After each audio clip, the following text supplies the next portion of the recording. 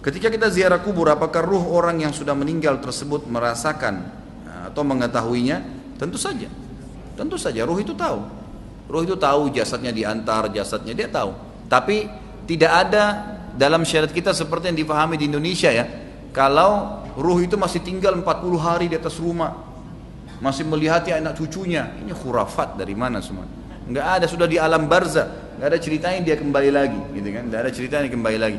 Jadi tidak ada, ini akhirnya setan-setan di sekitar rumahnya jadi kerjain orang yang punya rumah itu. Nanti dapur bunyi sendiri gelasnya, nanti ranjangnya seperti ada orang yang duduk, itu biasanya setan.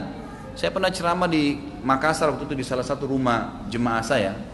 Kebetulan Masya Allah rumahnya besar, ada masjid di dalam, ada musola dibuat sama dia, pengajian habis asar, pengajian keluarga gitu. Lewat satu anak perempuan dekat kolam renang, saya tahunya semua keluarganya sudah ikut di situ. Kemudian lewat perempuan ini, saya biasanya tidak tanya gitu. Tumben saya waktu itu terpikir tanya, saya bilang, Pak, siapa ini? Kok nggak ikut taklim? Oh itu anak saya Pak Ustadz. Kebetulan saya waktu itu baru 2 kali taklim, isi taklim.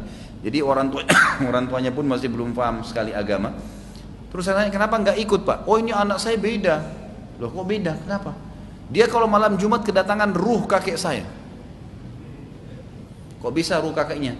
Iya, dia kalau malam Jumat, Ustadz dia sebelum maghrib, dia matikan lampu, dia masuk ke kamar kakek saya dulu pernah tinggal di rumah sini. Kemudian dia minta kopi yang kakek saya suka. Terus saya bilang, sudah Pak, sudah. Saya yang lanjutin ceritanya.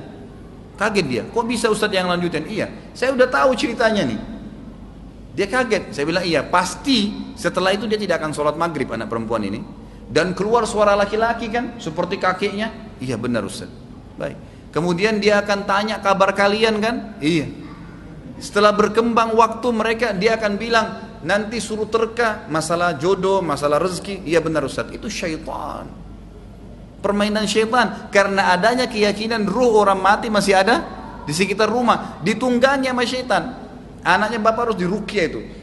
Bunuh syaitannya itu, nggak boleh. Gitu kan?